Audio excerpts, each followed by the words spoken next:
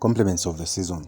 So Coach Avram Grant named his 527-man squad that is bound for the AFCON, stepping up the preparations with the Saudi camp and then getting into the Ivory Coast for the tournament proper. And so I thought that we could look at that 27-man squad from a general perspective, look at the departments, and also a few tactical questions that come to mind when you look at the squad on paper.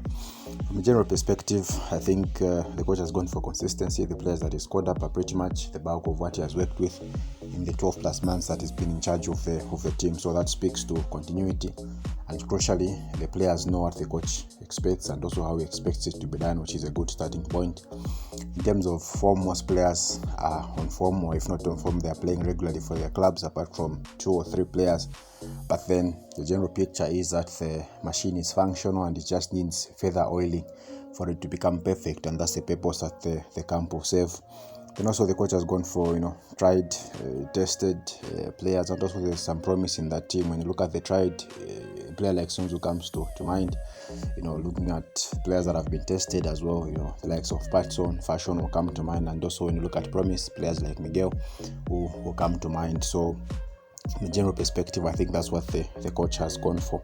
When you look at department by department, I think for the goalkeepers, the starting berth surely should be between Dostan Sabata and Lawrence Mlenga. But if you ask me, I would go for the former for the reasons that I'm going to give in a few minutes. Defense-wise, most people prefer a combination of Sunzu and Frankie. From where I stand, both are leggy and against a more tricky opponent that could be a problem. I hope I can demonstrate this in a few minutes from now.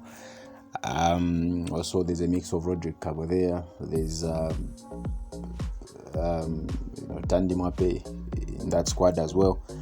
In midfield, the creativity has never really been a question, but the question has always been about how solid we are. We are defensively in midfield, how stable we are in midfield, where is the bite and ABCD. I'll look at that in a few minutes from now as well. But then I think the players that he scored up are pretty much what you would have asked for. When you look at the striking, also the same, basically the right go-to options, Patson, Fashion, Kennedy and Lamek. So generally I think that's the picture. But then when you look at the team in a bit of a tactical detail, not more detailed, but just a bit of tactical detail. When you look at the goalkeepers, I still say that Dostan Sabata is the safest pair of hands. Yes, he's prone to errors once or twice, but then even the best, both past and present, in the global game have always had an error in them, once or twice, errors that lead to goals. And sometimes you would even wonder what was going on in one's mind. But at the end of the day, it's just about psyching and making the goalkeeper realize that surely you depend on him. And I think it would be important that from the start, the coach is very clear in this camp who his option is going to be, because then that brings positive to the player's mind, and then he prepares himself better, gauges himself better and positions himself better. But why do I still prefer Toaster even beyond that? So if the coach decides to play Sunzu and Frankie at the heart of defense, both are on the slower side. On the other side, you have Roderick Cabo, who's equally not the quickest. So what that means that if the coach is going to play those players and decides to play on the high line, it means you need a sweeper keeper. Now, Toaster has a quicker starting position than Lawrence Mlenga off the line, and if you're going to play with a sweeper keeper, then he gives you that. On the other side, you've seen that the African game at present, there's the advent of high pressing. Yes, both goalkeepers are very good with their feet. Lawrence is very good, especially with his left. Not so much about his right, but then the other goalkeeper, Toaster, is I think balanced on both sides. In terms of distribution, I think they are equally matched. Yes, Lawrence looks more comfortable on the ball, but I think they are evenly matched on that perspective. But if you're going to have a sweeper keeper and play a high line, I think then Toaster basically should get the nod. If the defensive combination is different, well, we'll wait and see. But regardless, I still think that is the safest pair of hands. A combination of Sunzu and Frankie, I think, could be helpful for teams that very aggressive aerially, and I think Morocco are aggressive aerially with En-Nesyri, both from set pieces and corners and anything in the box really. And maybe that's where you would want the two of them. But against the Congolese, who might be more direct and play into the channels, you need players that are quick, players that are able to mark the strikers that to play off their shoulder, and that's where a player like Tandy or a Dominic comes into the picture. But it would be interesting to see what the coach really goes for from that perspective. In midfield, there hasn't really been a problem as far as the attack options are concerned. Kingskangwa is excellent going forward. Emmanuel Banda will give you the 60-40 or 40-60 role quite effectively as well. But then the question has been defensively. So when Benson Sakala plays, he does his job pretty well. But the fact is that he's usually too much drawn backwards and usually almost tucked into the center backs. What that does then is that it reduces your chances of pushing higher up the pitch as soon as possible, as soon as you would like. And that's the difference with Kelvin Kapombe, because Kelvin Kapombe will help you push up a little bit further, and there's that bite.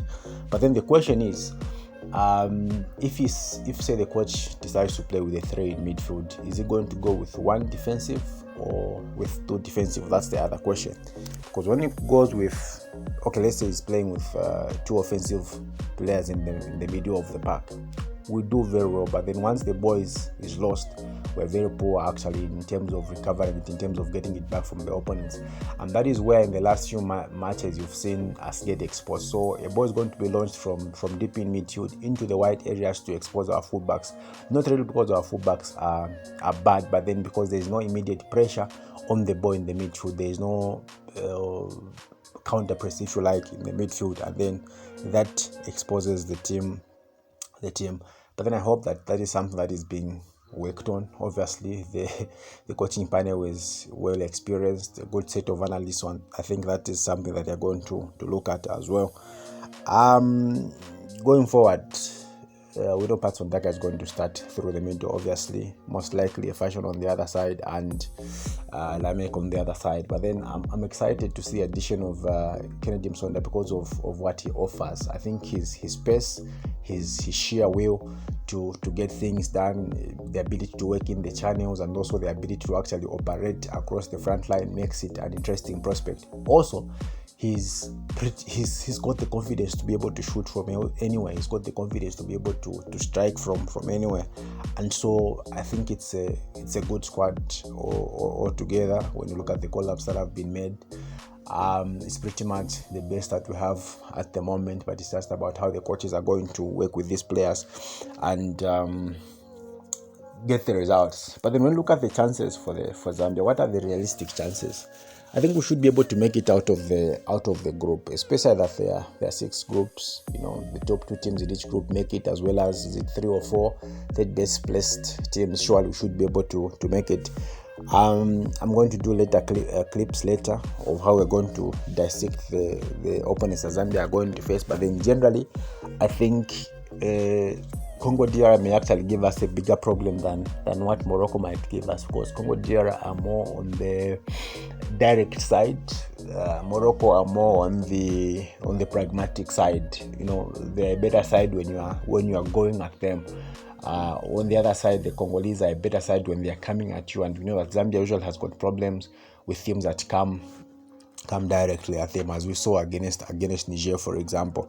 On the other side, Tanzania, we know pretty much what to expect. Their game is similar to us. They'll try and use a lot of pace, a lot of wing play, but then also try to be very sound defensively. So chances for Zambia, I think we should be able to make it out of the group stage. Then from there on, we must we look at the opponents that comes and then take it a game at each time. So the material is okay, but it's just pretty much about how it is going to be used and how we can maximize on the same.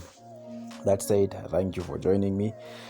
I wish you a happy new year. May you enjoy the AFCON, and I hope we can have some interactions as the tournament will be ongoing. And like I said earlier on, we'll look at the opponents in more detail in comparison to the Zambian style as the days come thick and fast, and let's keep it going.